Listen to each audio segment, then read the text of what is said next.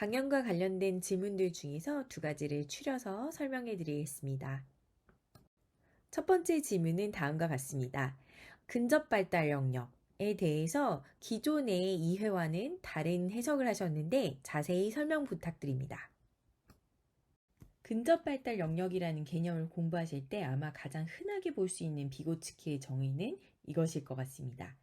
1920년대에서 30년대에 비고츠키가 처음 이러한 개념들을 소개한 이후로 수많은 그의 후학들이 그의 이론을 발전시키고 다양한 시각에서 해석했습니다. 비고츠키의 이론들이 발표된 지 벌써 100년이 지난 지금 교육의 환경들과 방법들 그리고 놀이 활동의 상황들을 고려해서 여러분들도 이 문구에 제시된 단어들을 깊이 음미하고 해석해 보셨으면 합니다.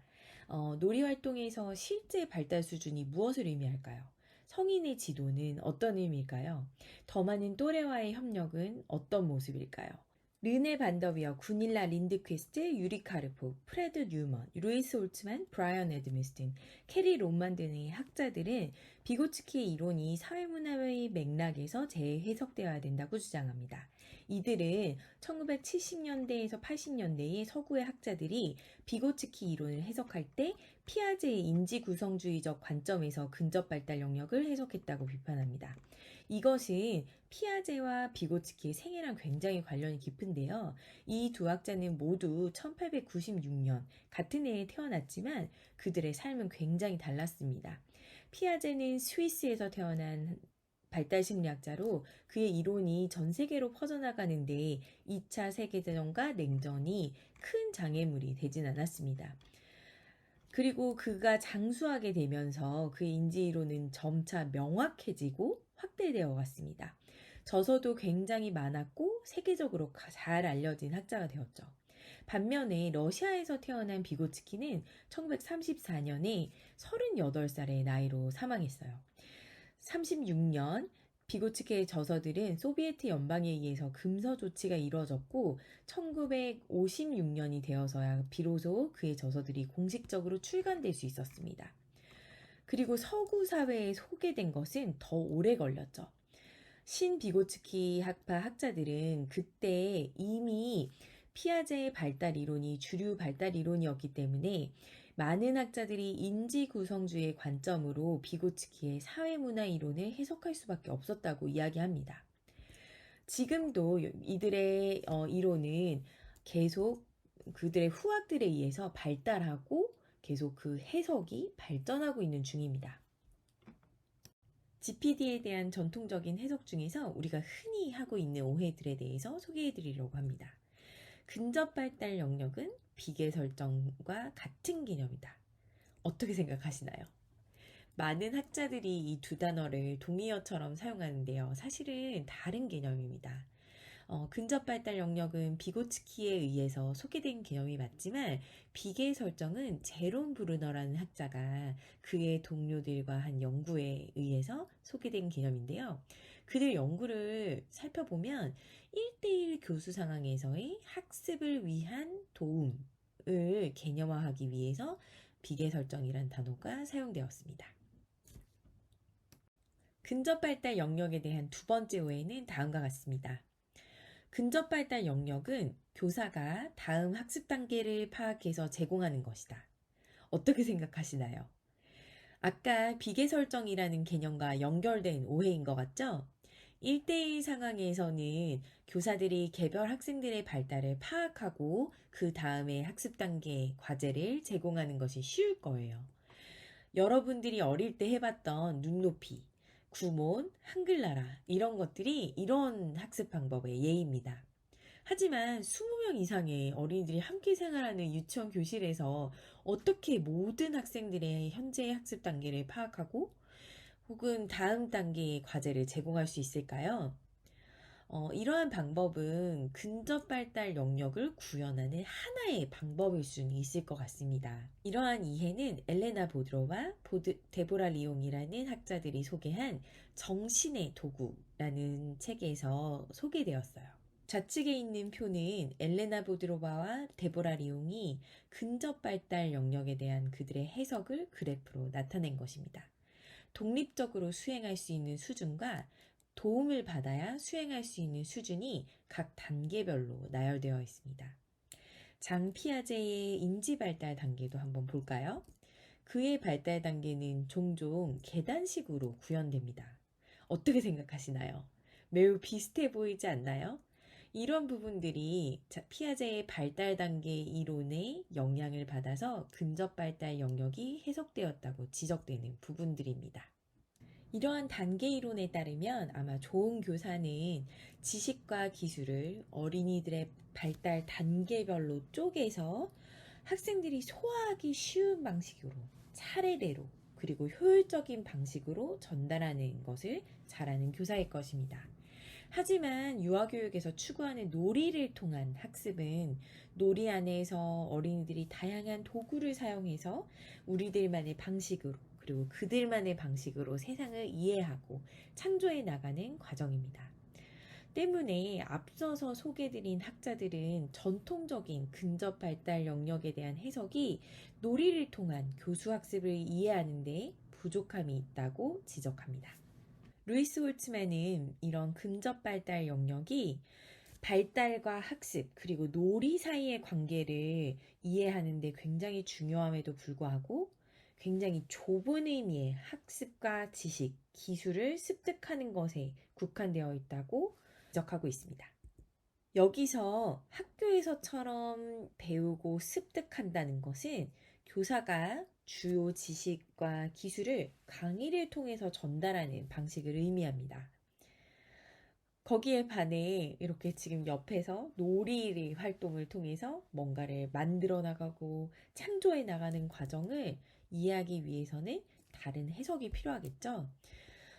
그래서 루이스 홀츠만은 이런 근접 발달 영역이 현재의 발달 단계에서 다음 단계로 이동하는 그런 과정 혹은 그 사이의 간격 혹은 공간이라기보다는 하나의 사회적 활동 그 자체를 의미한다고 이야기했습니다. 다시 말하면 GPD는 곧 다른 사람들과 함께하는 활동이라고 이야기합니다. 비고츠키는 학습은 아동이 그가 속한 환경에서 다른 사람들과 상호작용하고 그의 또래들과 협동할 때만 작용할 수 있는 다양한 내적인 발달 과정들을 일깨워준다고 했는데요. 이것을 이해하기 위해서는 비고츠키가 말한 발달의 두 가지 차원에 대해서 이해할 필요가 있습니다. 비고츠키는 발달이 사회적인 차원과 개인적인 차원에서 이루어진다고 했는데요. 우리는 혼자서 사물들과 상호작용하고 그것에 대해서 생각해 보면서 조금씩 생각을 발전시킬 수 있습니다. 이것을 개인의 내적 발달이라고 하죠. 하지만 사회적인 차원의 발달은 사회적인 상호작용 안에서 생겨납니다. 여러분들이 직장 동료, 가족, 친구들과 상호작용하면서 내가 세상을 보는 방법과 매우 다른 세상을 보는 관점들을 보고, 듣고, 관찰하며 갈등을 경험하게 될 거예요. 그 과정에서 우리가 무엇인가 배우고 깨닫기도 하고요.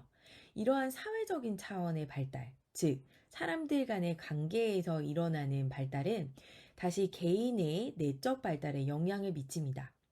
그래서 이러한 사회적인 발달을 근접 발달 영역이라고 생각하는 거죠. 내 거야, 나만 가지고 놀 거야 하고 이야기하는 자기중심적인 어린이들이 놀이 안에서는 다른 이들을 구하고 돌보고 자신을 희생합니다. 혹은 다른 이들이 그런 행동을 할 때 상대 역할이 되어서 타인을 배려하는 행동이 얼마나 감사한 일인지를 배워가기도 하죠. 브라이언 애드미스트는 근접 발달 영역이라는 것이 사회적 관계 안에서 질적인 탈바꿈이 이루어지는 활동이라고 이야기합니다. 앞서 소개드린 민수의 이야기처럼 전혀 한국어에 관심이 없었던 어린이에서 한국어 이야기를 만드는 것을 좋아하고 그리고 다른 사람과의 이야기를 만들어가는 것을 좋아하는 그런 질적인 탈바꿈이 일어나는 것은 강요나 강의가 아닌 놀이 안에서 가능한 일이었습니다.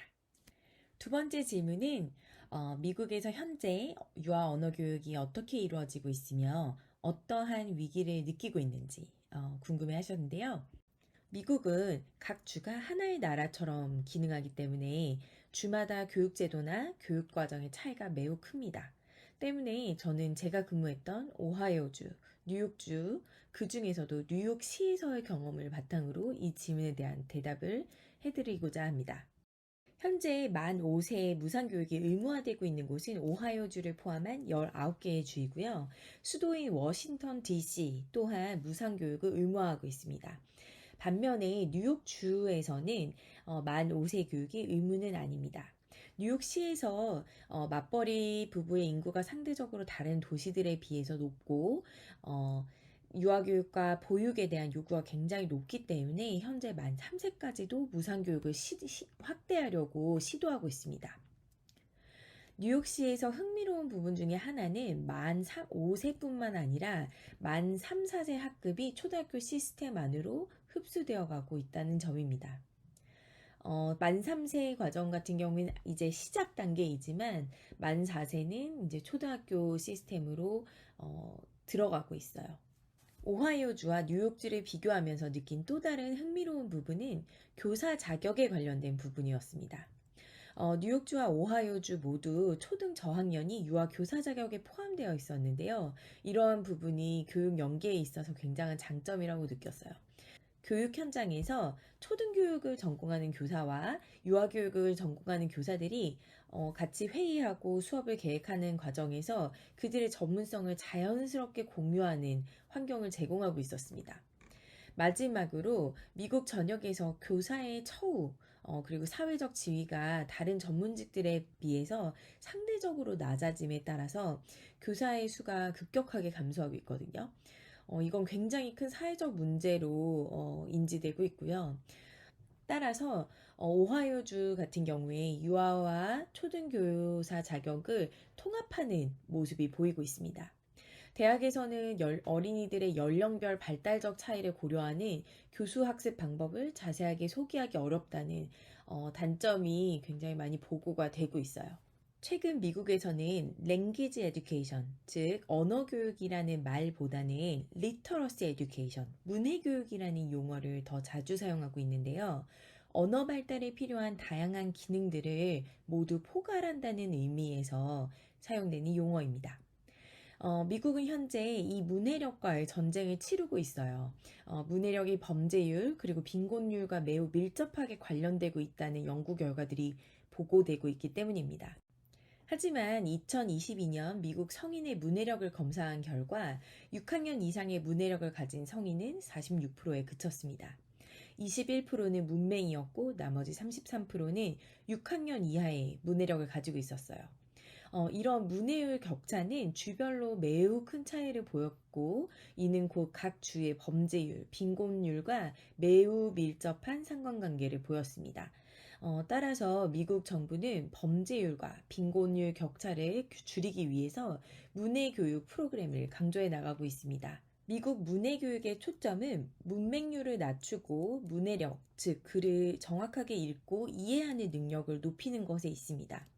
그렇기 때문에 지금 보이시는 그래프에 나타난 것처럼 다양한 기능들에 초점을 맞추고 있거든요. 이를 위해서 다양한 문해교육 프로그램들을 개발하는 것에 정부는 굉장히 많은 투자를 하고 있습니다. Reading Foundation, Science of Reading, 그리고 Spire 같은 프로그램들이 최근 대표적인 언어교육 프로그램들입니다. 현재 Science of Reading은 35개 주에서 승인하고 적극적으로 활용하고 있습니다. 하지만 이런 프로그램들의 문제는 언어학습의 기능적인 면에 초점이 되어 있고 언어를 즐기고 느끼고 함께 생활 안에서 자신의 삶과 연결하는 것과는 거리가 멀다는 비판을 받고 있습니다. 이러한 프로그램들이 물론 굉장한 장점도 있지만요. 동시에 굉장한 단점들도 많이 드러나고 있습니다. 의사들은 교실에서 이 프로그램을 그대로 수행하고 프로그램의 효과를 검사하는 역할을 하고 있는데요. 이랑 관련된 굉장히 다양한 검사들을 학기 중에 이루어지기 때문에 교사들은 어린이들을 평가하는 데 시간을 할애하느라 정작 책 읽기를 즐기고 그들의 삶과 연계하며 그들의 이야기를 만들어가는 시간을 빼앗기고 있다고 얘기합니다.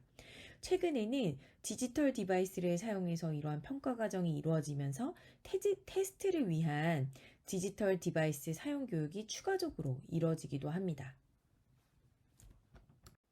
저는 이런 문해 교육의 변화를 목도하면서 우리가 너무 문해의 기능적인 부분, 즉 글자를 해독하고 정확하게 이해하는 것에만 집중해서 읽기와 교육의 본질을 잃지 않도록 해야겠다는 생각이 들었습니다. 읽기의 목적은 어린이들의 삶과 세상을 연결하는 것이며 어린이들이 읽기의 기쁨을 느낄 수 있도록 돕는 것입니다. 오하이오주는 미국 전역에서 문해 교육을 가장 강조하는 주 중에 하나인데요. 언어 프로그램의 도입과 디지털 디바이스의 유입은 만 5세 교실에서의 자유놀이 시간을 풍경을 변화시켰습니다. 만 5세 교실에서 많이 보이던 놀잇감들이 사라지고요. 대신에 언어 평가 양식과 비슷한 워크시트가 제공되거나 아니면 어린이들 각자가 자신의 디지털 디바이스로 언어, 수게임 혹은 책 읽기를 하는 모습들을 종종 발견하게 됩니다. 어린이들은 자유놀이 시간 동안 문해 기술을 기를 수 있도록 고안된 다양한 어플리케이션이나 프로그램을 사용합니다. 에픽이라는 프로그램은 굉장히 대표적인 프로그램 중에 하나인데요. 책을 읽을 수 있도록 도와주는 프로그램입니다. 어린이들은 교사가 주제에 맞게 선택한 책을 읽거나 스스로 책을 선택해서 읽을 수도 있습니다. 다양한 책에 대한 접근성을 낮췄다는 장점도 있지만 반면에 진짜 책의 촉감을 느끼고 다른 사람과 함께 읽으며 이야기를 나누는 모습들이 점점 사라지고 있다는 것이 안타깝습니다. 오하이오주 각 지역 교육청에서는 학생들에게 개별 디지털 디바이스를 나눠주고 어린이들이 가정에 가져가서 사용할 수 있도록 지원하고 있는데요. 언어 교육, 수학 교육, 그리고 코딩 교육을 도와주는 다양한 프로그램들도 함께 제공합니다. 하지만 이런 변화가 유아교육에서 반드시 필요한 부분인지는 생각해 볼 부분인 것 같습니다. 어린이들이 모두 헤드폰을 쓰고 각자의 디바이스에 집중해서 대화나 상호작용이 단절된 모습은 조금 안타까웠습니다. 지식이나 기술은 효과적으로 배울 수 있지만 사회적인 관계 안에서 협력하고 성취하는 경험은 배울 수 없다고 생각하기 때문입니다. 한국교육부에서 2025년 초등 3학년, 4학년, 중등 1학년, 고등 1학년 일부 과목에 AI 교과서를 도입한다고 발표했는데요. 이것이 유아교육 현장까지 어떤 영향을 미칠 것인가에 대해서는 우리들이 잘 지켜봐야 할 것 같습니다. 최근 더 강조되는 미국 문해교육에 있어서의 이슈는 어떻게 더 언어적, 사회적, 문화적 다양성을 포용할 수 있는가입니다. 아래 보시는 그래프는 지난 20년간 미국 전체 인구에서 백인의 비중이 점점 작아지고 인종적 다양성이 확대되어 가고 있음을 보여줍니다. 특히 이러한 다양성은 만 16세 이하에서 두드러집니다. 2019년에 이미 백인 학생의 비중이 49%대로 낮아졌다는 것을 고려했을 때 5년이 지난 지금 아마 더 언어, 사회, 문화적 다양성에 대한 요구가 높아졌다고 생각할 수 있을 겁니다. 미국의 유아교육 교실에서는 다양한 언어, 사회, 문화적 배경을 존중하고 포용하기 위한 다양한 교육적 접근법과 교수 자료를 사용하고 있었음을 발견할 수 있었습니다. 다양한 피부색, 생김새, 직업, 장애, 문화 등을 포용하기 위한 다양한 시도들이 이뤄지고 이러한 사례들은 현직 교사들을 위한 학회에서 나눠지고 있었습니다. 지역 교육청이나 학회에서 다양성과 관련된 추천 도서 목록을 공유하고 있었고 이와 관련된 다양한 지원금이 제공되고 있었습니다. 정말 다양한 인종, 문화, 그리고 생각을 가진 사람들이 살아가는 삶에 대한 이야기를 어린이들이 책을 통해 접하고 이해해 나갈 수 있도록 돕고 있는 과정이라고 생각이 됐어요. 국내에는 아직 한국어로 된 다양성에 대한 동화들이 많이 부족한 실정이기 때문에 이런 부분들은 조금 우리가 배워야 할 부분이 아닌가 생각합니다. 다문화 작가들이 목소리를 낼 수 있도록 지원하는 프로그램들도 많았는데요. 다양한 채널을 통해서 그들의 책을 소개하는 모습들도 보였어요. 교사들은 다문화 가정 어린이들이 그들의 문화적 정체성을 찾아갈 수 있도록 전래동화 같은 것들 아니면 민속 문화들을 담은 책들을 구매하고 있었고, 함께 읽으면서 서로의 문화를 배워갈 수 있는 수업을 진행한 것도 종종 발견할 수 있었습니다. 한국도 다문화 학생 수가 급격하게 증가하고 있는데요. 우리가 이러한 다양한 학생들을 어떻게 포용하고 이해해 나갈지에 대해서는 반드시 생각해 봐야 하는 문제인 것 같습니다.